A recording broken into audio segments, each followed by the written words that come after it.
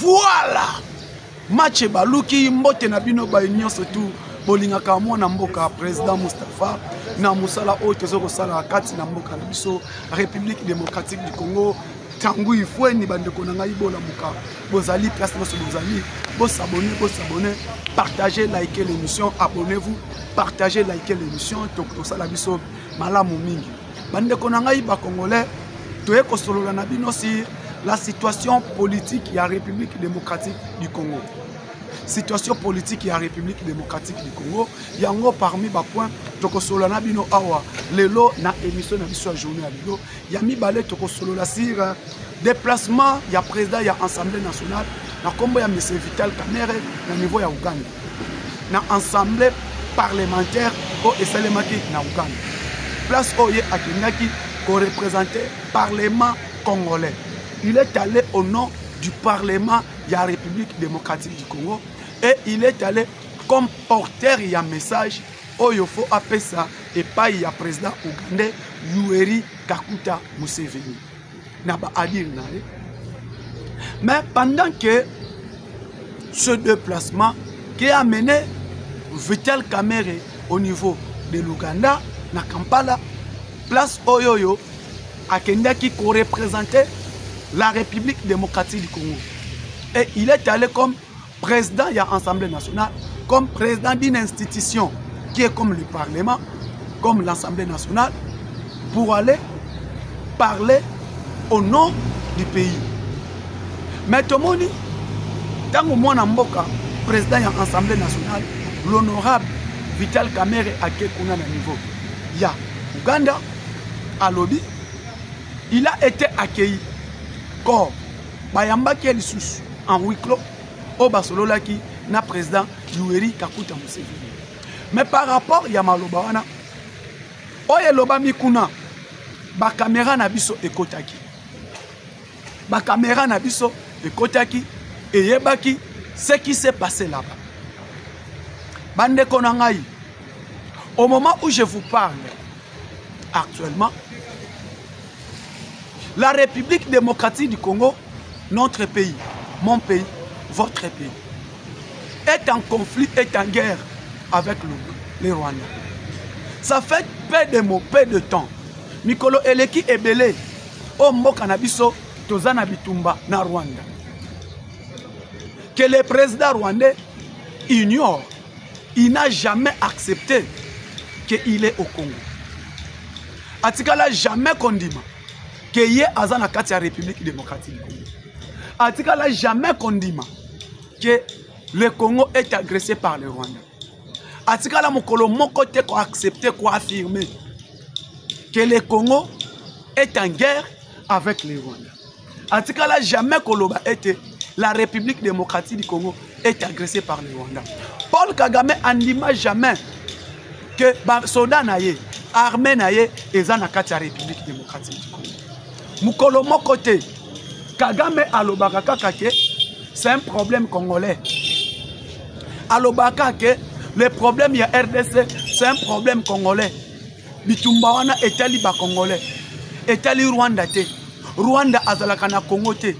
Congo bitumba na bango, etali bango na bango ba congolais. Na badir, ya président rwandais qui est Paul Kagame. Mukolo Mokote, Kagame aloba yango.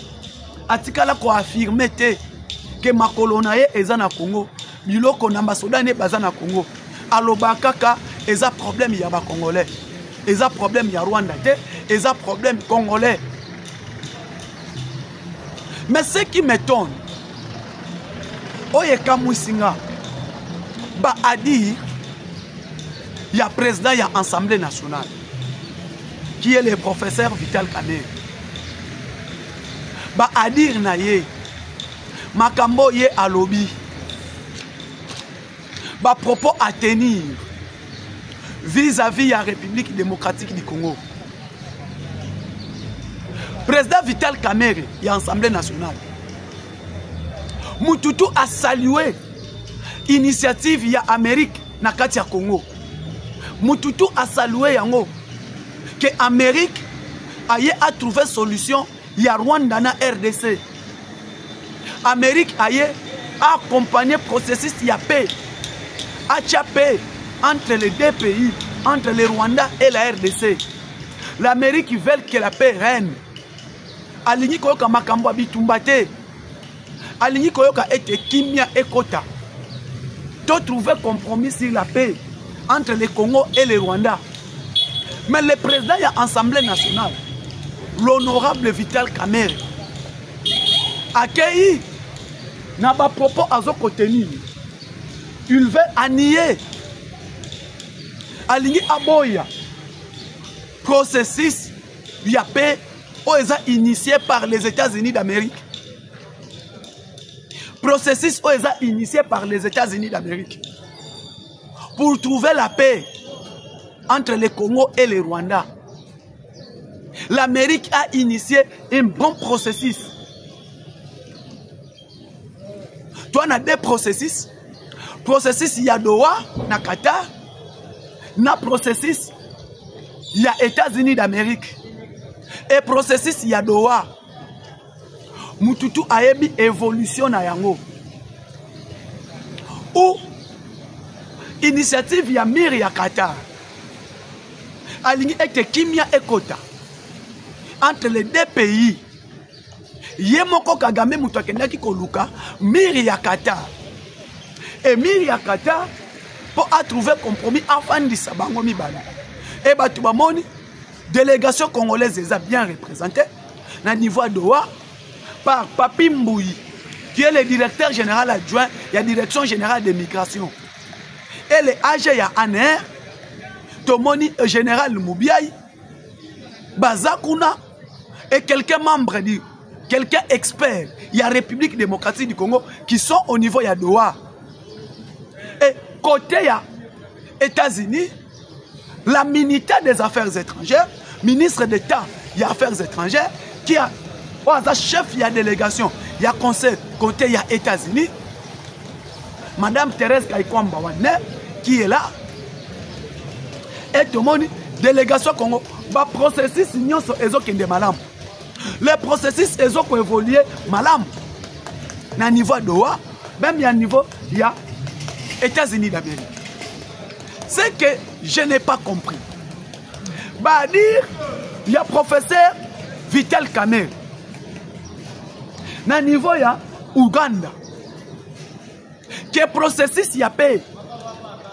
Et ça regret, makambo ya Afrique, il faut la trouver compromis nango par les forces extérieures. Comment l'extérieur veut imposer processus au fait trouver à l'africaine. Pour nini kaka extérieur et à côté yango na place problème wana. Et ça la résolu purement africaine. Et ça la résolu kaka na affaire africaine, mais comment elingi et comment va ramener yango par la puissance occidentale. C'est ça la phrase qu'il a utilisée. Dossier RDC na Rwanda. Fallait elle trouver, va trouver solution na yango purement à l'africaine, mais bazo me la biso yango purement l'Occident qui veulent s'encaparer à la place, va trouver les yango à l'africaine et comme il problème il y a Occident. Bandeko, c'est là où moi je suis venu. Processus il y a Rwanda qui était purement africaine. Processus il y a Nairobi et c'est là qui purement africaine. Tokenda na Utenika, c'était africaine. Tokenda na Sun City, c'était africaine. Qu'est-ce que ça a amené? Et le Oyo, le président Félix Tshisekedi voulait que la situation du Rwanda et la RDC trouver solution purement africaine. Les problèmes africains, et ça l'a traité sur l'affaire africaine. C'était l'ambition de Félix Antoine Tshisekedi Tshilombo. Trouver solution purement africaine. L'Afrique et résoudre les problèmes il y a Afrique. Malheureusement, le président rwandais, malheureusement, Kagame n'a pas voulu que le processus y a paix et ça l'a réglé purement africaine.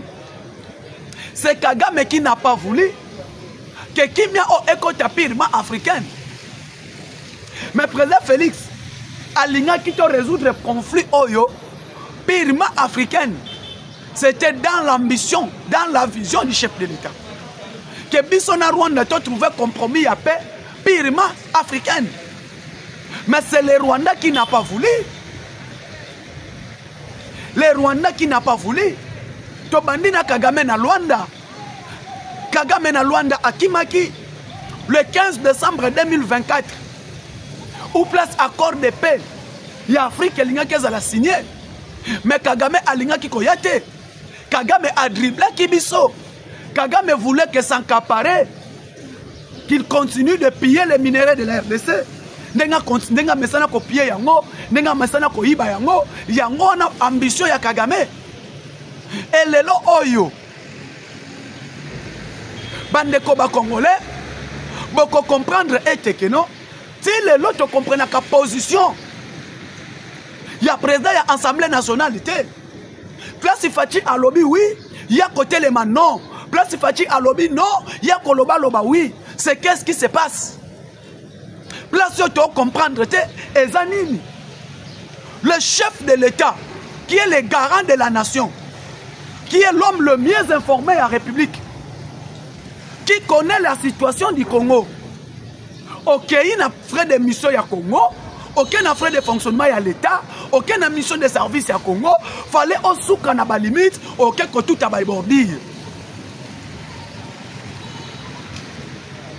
Aucun que le ba makambo mususu. Ça c'est grave. Kagame aloba ki kaza na Congo te.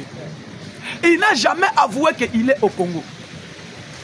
Les experts de l'ONU, les experts du Conseil de sécurité à l'ONU, il y a une enquête, découvrir l'agression congolaise, c'est une agression rwandaise. Le Congo est agressé par les Rwandais.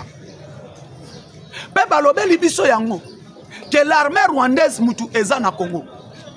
Les Rwandais qui est au Congo, et comme il n'a pas aboyi, il n'a jamais dit, jamais koloba, que le pays est agressé par les Rwandais. N'a pas interview, n'a pas place à Kendaka. Atikala Koloba, jamais. Moukolo mon côté, le président de l'Assemblée nationale à Loba, que le Congo est agressé par les Rwandais. Atikala Koloba yango. Et lelo, initiative prise par les États-Unis d'Amérique pour trouver la paix. Au Amérique à lobby, et deal au Congo a signé les États-Unis. C'est ça qui dérange l'honorable Vital Kamerhe. Et l'autre chose dérangé, sur le deal Amérique na RDC. Et ces deal, ils ont dérangé bango tout. Tout le monde dit que il y a ce pays en Angote. Tout le monde dit que Katumbi a ce pays en Angote. Kabila Koutou n'en parlons pas. Nanga Koutou a l'obéli yango. Que Ablingi ko sentir en Angote. Et ça, ko brade minéré à RDC. Et président Alobi Ango, il n'a jamais bradé les minéraux de la RDC. Pendant qu'il est président, il protégera toujours les intérêts du Congo. Mais concernant l'huile américaine aux États-Unis, et l'autre américain au Congo, na RDC, et l'autre est dérangé. Bateau et Assemblée nationale. Jusqu'à aujourd'hui, jusqu'au preuve le contraire. Contrôle parlementaire et social alimentaire. L'Assemblée nationale, objectif est un contrôle parlementaire. Légiférer, le contrôle et voter des lois. Nous avons une mission à l'Assemblée nationale. Vous allez à l'Assemblée nationale. Le contrôle, légiférer des lois et le contrôle parlementaire. Et puis, l'émancipation budgétaire. Mais Moussala est à l'Assemblée nationale. L'Assemblée nationale n'est pas là pour contredire l'institution président de la République. Et ça, on a pour contredire l'institution président de la République. Le chef de l'État que vous voyez, c'est une institution. Lui-même, Félix Tshisekedi, il représente le Congo. Il est le garant de la nation. Il est le symbole de l'unité nationale. Le président de la République. Ce qui va allez lire dans la Constitution. Allez lire dans la Constitution. Le président appelle ça qu'un rapport, pas moutouté. Il y a les ordonnances du chef de l'État. Les arrêts de la Cour constitutionnelle, les ordonnances du chef de l'État, ils sont inattaquables. Quand le président parle, le président s'engage, le président ce qui a lobby. Moustapha. Le président Félix Sakobo, c'est un général Moustapha, comme général. Les gens ne comprennent pas. Soda n'engazo tambola ndengwana. N'engaza soda bongo. Président Soga Bengi, mon général. Lobby n'a pas la tapette général. Parce que Eza Maloba Mokonzamboka. Maloba Mokonzamboka Moutatele Melarango Azate. Atele Melango Azate. Et les lobes comme on a été. Certains gens veulent s'apprendre que non. Batele Mela au président à lobby. Que président Sali RR pour nous. Président Sali RRT. Oh, président Sali Boy. Et Sali. Il est le chef de l'État. Il est le garant de la nation. Commandant suprême des forces armées, magistrat suprême. Symbole de l'unité nationale. Tu vas dans la Constitution. Allez lire. Allez lire. Dans la Constitution congolaise, promulguée en 2006, Balobini, dans la Constitution, on a besoin de la pouvoir. Babengi est président de la République, chef de l'État. Chef de l'État, garant de la nation, commandant suprême des forces armées, magistrat suprême, symbole de l'unité nationale. Il est le symbole de l'unité nationale. L'institution président de la République. Le président, c'était président de la République. Félix, c'est une institution. Moutouye Moko. Mais Kamere n'est pas une institution. Bahati n'est pas une institution. Les chambres, les deux chambres, le Sénat et le Parlement. Le Parlement n'est pas une institution Parlement. Le Sénat et l'Assemblée nationale. Pas une institution. Aujourd'hui, les députés, aujourd'hui, les sénateurs, aujourd'hui, tout. Et ça, c'est institution. Le gouvernement, non le Premier ministre, le gouvernement. Gouvernement, le ministre Nyonso. Aujourd'hui, le Premier ministre, au Sangisi, une institution. Nous avons 4 institutions. Le Parlement, président de la République, chef de l'État, mais institution, une institution, c'est le président de la République.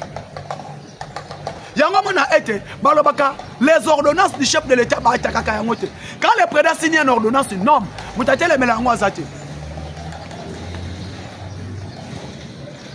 ordonnance à président. Les arrêts de la Cour constitutionnelle. Cour constitutionnelle à rendre arrêt naye, yo ya hôtel melango ezalakate. Donc arrêt à Cour constitutionnelle est bimi. Et sili. Maman naboye, mutu afandi aye a commis comme ça l'examen sur l'ordonnance du chef de l'État. A nommé mutu wana pona nini. Papa, président avant a nommé mutu. Yebango ba service ya renseignement ba landela. Après ça, landela mutoyo, azala nani, akoma bondenge nini, basala bondenge nini, balandi. Et si li, ba service, y a renseignement, ba ye ba pesi rapport pas président. Muto lingo nommé, abotama telle place, akola place telle, asala boye, atanga boye, abima boye, famille eza boye, a se comporta boye, azalela boye. Ndebomoni, après le président signe l'ordonnance. Après le président signe l'ordonnance. Les ordonnances du chef de l'État. Il n'y a que seule personne qui signe les ordonnances, c'est le président de la République.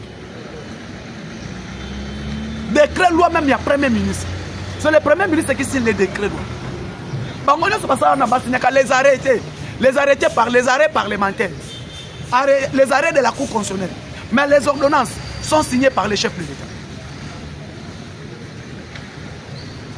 Mais au cas moi, Moutoumoko ake Uganda, Ani atelemela, va faire oyo, à président Félix Tshisekedi, a eu une initiative en Amérique à louer. L'initiative était allouée par les États-Unis.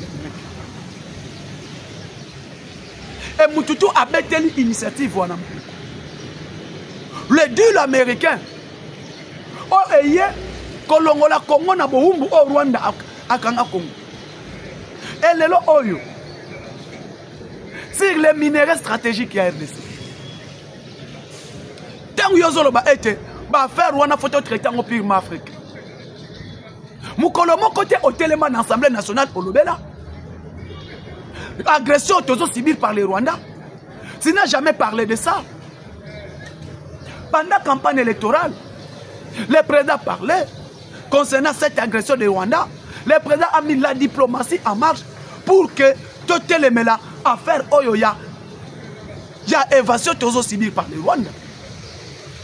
Injustice au mot que subie par les Rwandais. Tu étais là à l'Assemblée nationale.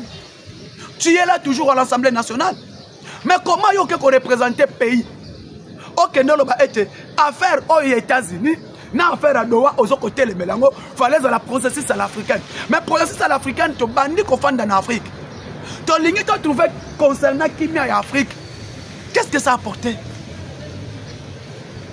Le président était d'accord sur l'initiative africaine. Mais tout le monde est sali et l'autre côté. Jusqu'à aujourd'hui, Kagame a nié qu'il n'est pas Congo.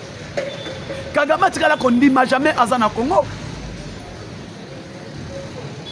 Et le lot est Ramoni et Indeli. Kagame a commis Kondima. Kagame a ligné à l'Oba. Ce qui est Kagame Azana Congo, c'est ni Natindi Batunaï. Pourquoi a-t-il dit délégation na Doha? Pourquoi a-t-il dit délégation dans les États-Unis? Accord de paix a signé dans un mois. Le 15, jeudi, ministre des Affaires étrangères à Rwanda, ministre des Affaires étrangères à Congo, délégation à RDC, délégation à Rwanda, et qu'on est autour d'une même table. Pour la dernière signature, pour la dernière lecture, sur l'évaluation, sur cet accord de paix. Et cet accord de paix est loué à tout le monde. Louable à tout le monde. Et après, Yango, M. Vital Kamerhe accueilli, à s'acharner dans le processus au chef de l'État. Pourquoi les gens sont comme ça? Ah, voyez, Wanadi. Le vice-gouverneur nommé par Kagame, Akoufi na Nord-Kivu. Akoufi, Babomiye et pas Bawazalem. Akoufi Aleli. Vice-gouverneur Yananga, Obaché na Nord-Kivu. Il est mort. Liwana ye moli moné paiement na des autres. Bon, on a été reconnu aux Allemands et à Rwanda. Tu es bien au Balingi Bakende légiféré République de Kivu. Tu es bien au tout. Balo Bela Batono, tu as une réunion en huis clos. Réunion après Yango. Participation à Bango Eza. De promulguer d'accepter la République de Kivu. Malheureusement. Babani Kozoba initiative. Initiative na Bangoza, comment créer la République de Kivu. Et cette République de Kivu, bah bien de cette République de volcans, bah Congolais bah continue la pas bah bien depuis quand. Que l'empire est Matuti, empire est Matuti, leur objectif, leur ambition, de qu'on soit parti on a est la République démocratique du Congo, il y a qu'on légiférer yango et comme la République de Kivu. Bah comme c'est un état de Kivu. Mais place bon mon aba congolais. Faut te mais la union soba initiative union soba bondoki oyo. Ba to ba luka ba memela biso. Il faut que tel melango. La République démocratique du Congo ne sera jamais gouvernée par les Rwandais. Rwanda ne va pas continuer à dominer notre pays. Et République de Kivu au côté réunion à Ouganda. Parce que réunion c'est les mibale. Réunion c'est les na Ouganda, réunion c'est les na Rwanda. Bayebi était avec l'arrivée des marins belges. Na arrivé, il y a Blackwater, armée américaine, armée privée américaine Oezoya Ao. Bamoni était cop na biso et koufi. Biso to kolia souté. Place to bando la esili et kauke kangami. Et kangami. Alors faut te télé mais là-bas initiative tout. Oh tu sais qu'il y a kozwa. Intérêt na biso, même mise na biso na Congo esili. Donc Amérique ndenge bazoya ne pona ko contrer nyonso tout biso to koloba. Et leur initiative esili. Na place akende article lettre. Oh ba pesa qui pas président Félix. Donc na koloba ko tu dis lettre on appelle afongola ki atanga kinango. Parce qu'il dit que non, je suis porteur des messages. Mais porteur des messages, limité dans le message, je m'appelle Sio. Limité dans le message, je m'appelle Sio. Comme ce monsieur veut toujours, côté le là processus, il y a président Félix, allez toujours au président Koloba. Il y a mon ango mabe, na loba yango.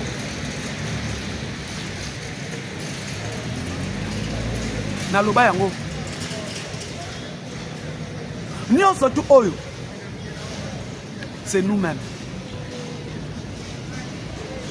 Nous sommes nous-mêmes qui a fabriqué, qui a fait tout ça. Parce que normalement, l'Assemblée nationale et le Sénat, l'IDPS qui détient un quart sur 500 députés, l'IDPS a détenu plus ou moins 158 députés nationaux. L'IDPS est allié dans l'Assemblée nationale. Tous ont détenu un quart et demi de l'Assemblée nationale. Mais l'IDPS, tu perds l'Assemblée. Et les lots, Congolais, il faut faire partie, c'est tout. Et tu vas au Bossan.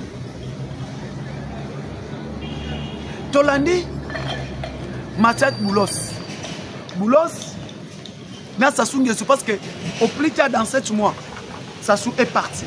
Sassou est partant. Élection au Salem na Brazzaville. Élection au Salem à Kalaming était na Brazzaville. Et ben de konanga iba Congolais, lelo oyo boyeba. Massad Boulos a frappé fort na Brazzaville pas Sassou. À tenir discours moko ya kanda vis-à-vis à Sassou Nguesso. Et Sassou Nguesso qui est le président, il y a Brazzaville, il y a Congo Brazza.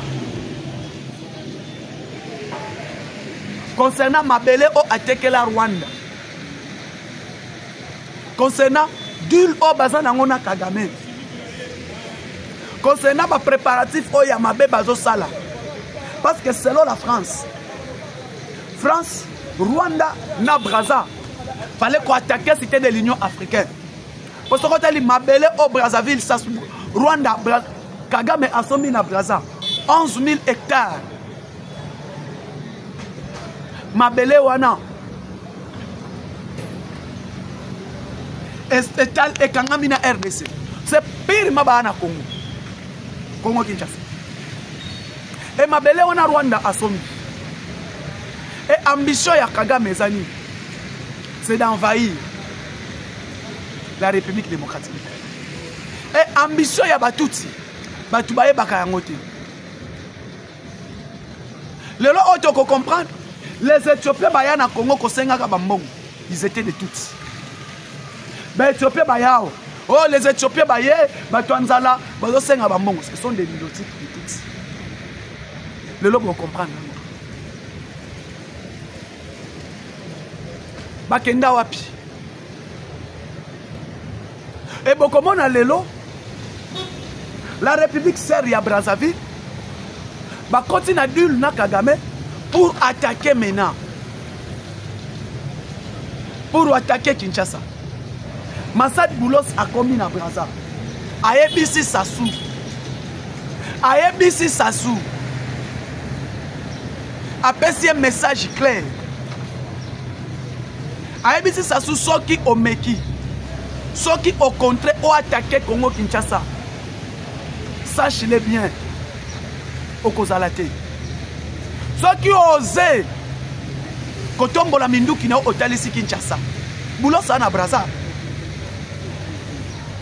bana na yo nyonso baza na Europe bana no ba na États-Unis biloko no tout okozala na eloko moko te à part wana bili na yo na Sassou na Braza kata yango mandat na yo esila 2026 yote luka mutu message donné par Boulos na Sassou Nguesso ba préparatif nyonso bozo sala boyeba yango toyebi Sassou biliake bikoki bandeko bokomona ete lelo l'économie ya pays oya mboka na biso avec l'arrivée à gouvernement, il y a premier ministre dirigé par Judith Soumino Keluka, chef du gouvernement. Depuis son gouvernement est mis en place. Le gouvernement a des technocrates, des gens qui travaillent purement comme des technocrates. Baye na esale li na bango pour rompre l'anciennes habitudes. Bon, mon a été, il y a eu instabilité, il y a cadre macroéconomique. Bon, mon a été, il y a eu instabilité, il y a prix à carburant en pompe. Bon, mon a été, il y a eu instabilité, il y a prix et produits de première nécessité dans le Boka. Bah, miliki, bah, semoule, l'osso, chenchard, tous les produits surgelés. Il y a eu instable.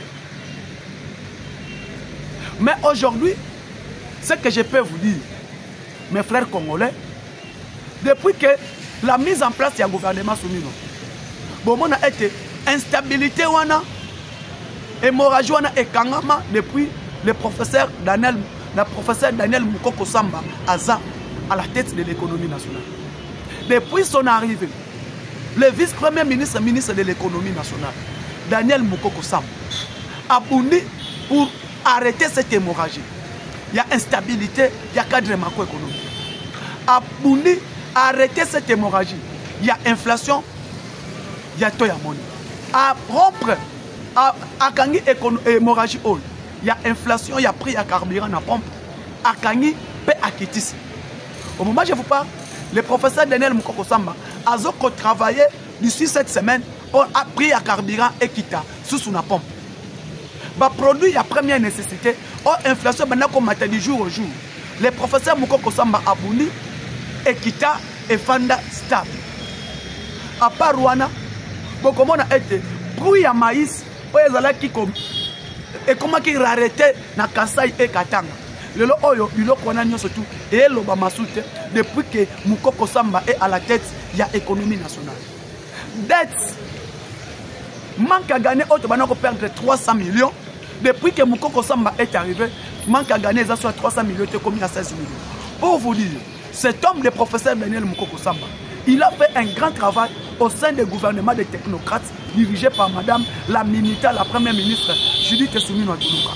Depuis Azawana, il enseigne l'économie aux gens qui prétendent au Bazalaki Nini, mais le professeur Moukoko Samba a changé ses habitudes. Les Oboni et le Konazoé Sabino, Bande Konangaï Congolais, président de la République, le chef de l'État, par rapport à une orientation à Pesaki, le ministre de l'économie, il a quand même suivi ça. Tosenga na Mokonzamboka, Tosenga na madame la première ministre, de reconduire Yakotika, le professeur Daniel Moukoko Samba Atikala, na place où il y a l'économie nationale, parce que c'est quelqu'un qui sert cette place à continuer pour ça, pour ça, wana ndenge elongo bani. Bande konangai, toi encourager le professeur Moukoko Samba qu'il continue encore ndenge alobi et carburant et qui t'a dit si je dis vraiment à ça la yango lisusu parce que le lot automona parmi les technocrates, il est parmi les premiers dans ce gouvernement. Yami Balé, le nouveau inspecteur général chef des services et finances. Excellence Christophe Bitassimwa. Le président a nommé un nouveau inspecteur général, chef de service, il y a IGF. Là où son prédécesseur s'est limité, à Bandawana, a continué na musala oyo to peuple congolais a sepé la kina. Le professeur Christophe Bitassimwa, tu es un expert. C'est quelqu'un qui connaît toutes les magouilles, il y a des tournements à RDC, à Ebia. C'est quelqu'un qui viendra mettre de l'ordre encore dans l'inspection générale de la finance. C'est quelqu'un qui peut amener encore de nouvelles habitudes. Là où le Gilles Alinguet s'est limité, tu es Christophe Bitassimwa Akoya, Asala Soumusala Makasi. Concernant les patrouilles financières qui étaient déjà faites, concernant les contrôles a priori, a posteriori et Salaki, mais tu es l'inspecteur général chef de service, Christophe Bitassimwa Akoya sous une orientation moussous dans le IGF. Il va encore revenir pour contrôler les orientations de la finance de Mboka. Le professeur Christophe Bitassimwa, le nouveau inspecteur général, chef de service, a nommé actuellement par le président de la République, a aidé mon Mboka, na musala oyoyo, ya ba contrôle ya makasi, aya abundisa lutte contre la corruption, aya abundisa malversation financière, aya amené ba orientation ya musika. Oya ko permettre biso to mettre la paix. Excellence Christophe Bitassimwa Maboko à la tête de l'inspection générale, chef de service. Le lot Oyotomoni, ce qui a été fait, nous demandons encore à nouveau l'inspecteur général, chef de service, Excellence Christophe Bitassimwa, aya à continuer Koluka Mosolo. Parce que Mboka n'a pas sa mot. Ba contrôle et la source toujours en rigueur. Na ba orientation ya Mokonza Mboka, nous sommes derrière vous. L'inspecteur général chef de service, Christophe Bitassimwa, peuple congolais te soutenir yo, na nomination na yo, te betaki maboko, nous sommes derrière vous, nous vous accompagnons toujours. Merci beaucoup, ciao, à la prochaine.